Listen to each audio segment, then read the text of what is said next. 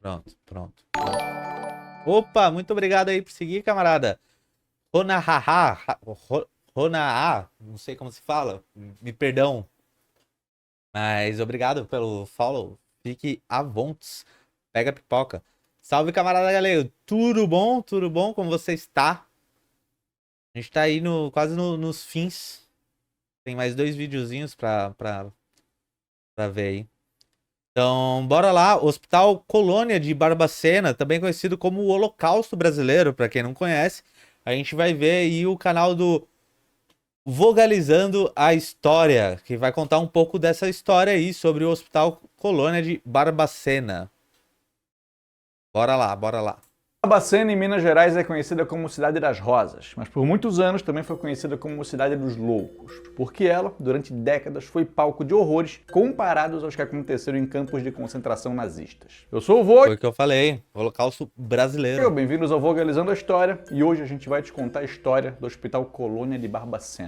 Tem um documentário que eu passei aqui em live já, eu não sei se dá pra passar de novo, que foi bem no início das lives, que fala sobre o Hospital de Barbacena. É pesado, mano. Pesado, assim, ó. Ou Holocausto Brasileiro. O Holocausto Brasileiro.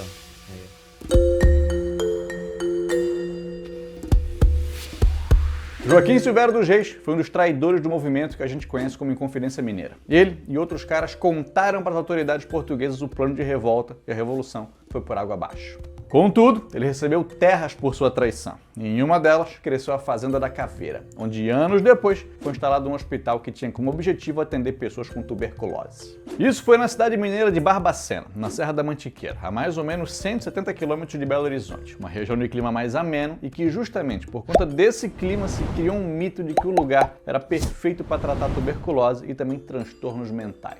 O Hospital Colônia de Barbacena foi fundado em 1903. Com o tempo, o lugar foi crescendo. Novos prédios foram sendo construídos e com seus 16 pavilhões se tornou o maior hospício do Brasil. Ele, contudo, 16, não velho. foi o primeiro hospital psiquiátrico do país. Não, senhor. O primeiro, na época ainda chamado de hospício, foi instituído por decreto de Dom Pedro II em 1841. E o Brasil andou a passos lentos quando o assunto era o tratamento a pessoas com transtornos mentais.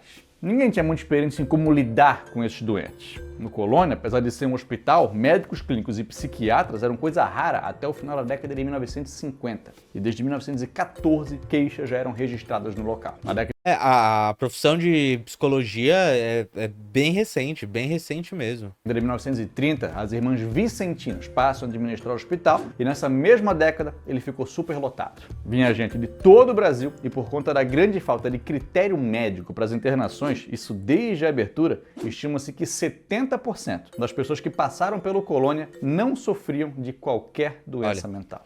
Tem uma história, não sei se ele vai falar, que você não podia ficar bêbado na rua, que senão passava uma carrocinha e levava você e deixava você no hospital e foda-se, tá ligado? Qualquer pessoa que era diferente do padrão da comunidade onde vivia, ou era um problema para alguém, Aí, ó. podia ser mandado para lá. Homossexuais, alcoólatras, mendigos, mães solteiras, militantes políticos, prostitutas que agrediam clientes que não pagavam, filhas de fazendeiros que tinham perdido a virgindade ou mulheres trocadas pela amante do marido podiam ter o Colônia como destino. Uma Olha que absurdo, olha que absurdo. das pacientes foi mandada para lá porque tinha como sintoma a tristeza. Uma filha foi mandada para lá por seu pai como forma de punição, por ser uma menina rebelde. Simplesmente, ser uma pessoa negra podia ser perigoso se tivesse alguém branco incomodado com ela. Vamos lembrar Pesado, né, camarada? Bizarro, bizarro, bizarro. que o Brasil, no começo do século XX, tentou embranquecer a sua população. Então, era uma alternativa tirar as pessoas negras da sociedade e colocar em um lugar como um hospital psiquiátrico com muros altos. Higienização social mesmo, tipo, no talo. Na época, qualquer pessoa que tivesse interesse em internar alguém podia solicitar um simples atestado médico que já podia conseguir a internação de uma pessoa que fosse um problema para ela. Imagina a facilidade que era para um coronel ou um marido rico conseguir um desses. Famílias que não queriam lidar com parentes doentes, por não querer ter esse trabalho ou por vergonha, tinham no depósito de gente, que era o Colônia, a sua solução. Crianças com epilepsia eram levadas para lá e um caso conhecido é de um garoto de 16 anos que foi levado porque sua mãe, uma pessoa humilde, com pouca instrução, foi convencida pela vizinhança de que o garoto tinha algum problema, porque não falava muito. Ele chegou lá com 16 anos e só foi reencontrar sua irmã quando tinha mais de 80. Olha Colônia isso, mano. tinha Passou a vida inteira lá. Agora você imagina, o tanto de gente que ia pra lá, imagina a condição que era. Porque, pô, como que o hospital vai aceitar todo mundo assim e foda-se, tá ligado? Imagina a condição que o pessoal vivia. Tinha pensionistas, que recebiam uma comida melhor e uma atenção a mais. E também era comum que recebesse pacientes de outros hospitais, inclusive crianças, que nunca mais voltariam a ver suas famílias. Em 1970, 84 pacientes do Hospital Raul Soares, em Belo Horizonte, foram enviados por Colônia sem que médicos e familiares soubessem. E quando o Hospital de Neuropsiquiatria Infantil de Oliveira fechou, no começo da década de 1970, as crianças foram transferidas por Colônia, todas com alguma deficiência ou necessidade especial. As pessoas podiam chegar 1970, galera. lá, levadas pela polícia, de ônibus ou nos famosos trens de doido, expressão criada por Guimarães Rosa e que se popularizou para se referir aos trens que saíam da estação Via Forte e levavam os pacientes por Colônia, em um vagão destinado aos loucos, onde passageiros regulares não podiam ir. Era comum que as pessoas chorassem quando a viagem terminava. Daniela Arbex, autora do livro Holocausto Brasileiro, diz que o lugar era um campo de concentração travestido de hospital e que ao receberem o passaporte por Colônia, as pessoas tinham sua humanidade confiscada. Elas chegavam lá de maneira muito parecida a como os judeus chegavam em campos de concentração durante a Segunda Guerra Mundial. E várias comparações no decorrer dos anos foram feitas entre o Colônia e esses campos. Quando os novos pacientes chegavam, eram separados por idade e sexo. Entregavam tudo o que tinham, inclusive as roupas, para tomar um banho coletivo, muitas vezes gelado. Mulheres que nunca na vida tinham ficado nuas na frente de alguém tinham que passar ali por essa humilhação. Os homens tinham o cabelo raspado e depois disso todo mundo recebia o azulão, um uniforme azul característico do Colônia. Nem sempre quem chegava lá sabia por que tinha sido mandado por Colônia. Antônio Gomes da Silva disse que foi mandado para lá por conta de bebedeira após perder o emprego, através da canetada de um delegado. E dos 34 anos que esteve no hospital, passou 21 sem falar e foi considerado mudo. Acontece que nunca tinham perguntado nada pro cara. As crianças que iam pro Colônia recebiam o mesmo tratamento dos adultos e às vezes até compartilhavam o mesmo espaço. Não recebiam estímulos e não aprenderam coisas básicas, como ir ao banheiro e usar talheres para comer. Imagina se iam ensinar essas crianças a ler e escrever. Crianças que não andavam ou que tinham paralisia cerebral ficavam o dia inteiro em berços e não eram tiradas de lá nem para tomar sol. Em uma rara ocasião em que um jornalista esteve lá, ele perguntou o que ia acontecer com essas crianças se chegassem à idade adulta. E a resposta foi: elas morrem. Pessoas passavam a vida inteira lá. Tem casos de mais de 50 anos de internação e raramente recebiam visitas. Em alguns casos, a família deixava a pessoa lá e mudava de endereço em seguida, sem avisar o hospital para que não tivesse jeito de a pessoa ser devolvida para sua família. Os pacientes eram... É muita loucura. O pessoal dormia, tipo...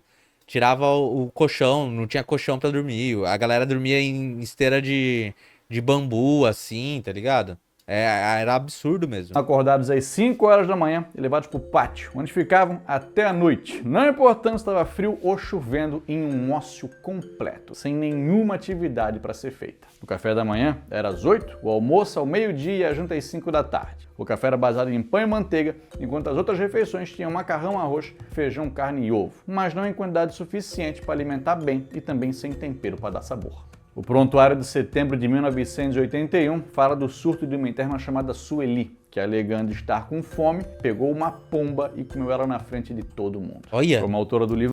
Mano, como assim, cara? Diz, as pessoas passaram tanto tempo sendo tratadas como bichos que se comportavam como bichos. No conceito de muitos, nem gente eles eram.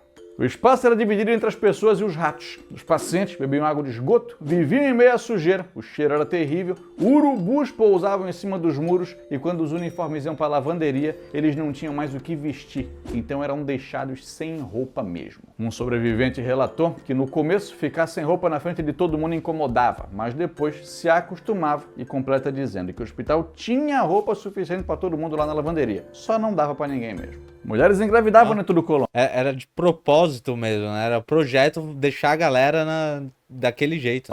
E para proteger o filho, ainda no ventre, elas costumavam passar fezes na barriga, porque assim nenhum funcionário ia tentar pegar ela e o bebê. Pelo menos 30 crianças nascidas no hospital foram doadas depois do nascimento.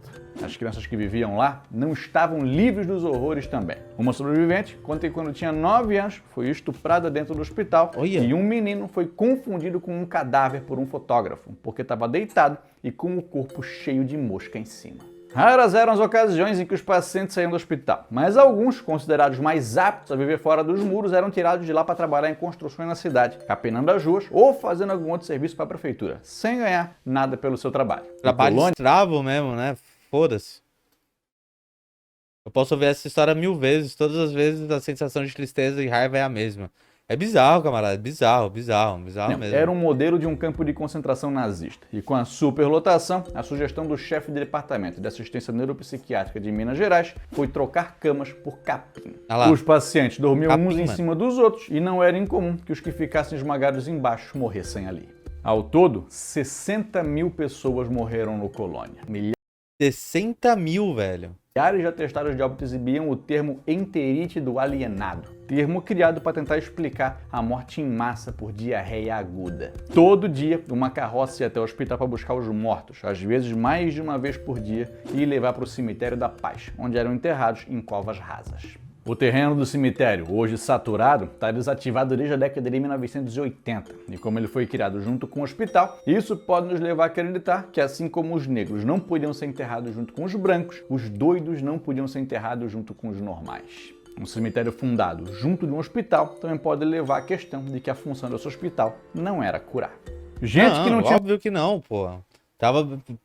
Qualquer pessoa podia ser levada pra lá, tá ligado? Hospital, tá ligado? O nome. Valor em vida tinha depois de morto. Entre 1969 e 1980, 1.823 corpos foram vendidos para 17 faculdades de medicina. Vendeu os corpos da galera. No Brasil afora. Em uma década, a venda de cadáveres atingiu quase 600 mil reais em valores atuais. Fora o que se faturava. Capitalismo, né? Nunca falha, velho. Nunca falha. Vendendo órgãos e ossos, e quando as universidades já estavam cheias de cadáveres e não se tinha mais interesse na compra deles, os mortos eram decompostos em ácido na frente dos pacientes em tonéis que ficavam no pátio. Nenhum Breaking Bad no bagulho, mano. Familiar jamais autorizou essas vendas de corpos. Conseguir um emprego dentro do Colônia não era difícil, embora a proporção de funcionários por paciente fosse baixa. Em determinado momento, se tinha um funcionário para 200 pacientes, e até a década de 1970, o hospital não tinha um médico de plantão. Qualquer pessoa podia trabalhar lá, sem qualquer tipo de formação. Bastava saber limpar o chão, distribuir alimento, dar... É que chamar de hospital é melhor que campo de concentração. Filme de terror, camarada. Filme de terror, bagulho.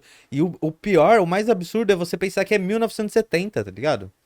O bagulho é 1970. Eu não sei que data que fechou o hospital, mas ele tá falando de data de 1970, mano. Tipo, foi ontem. Sabe? Muita gente que sobreviveu tá viva até hoje.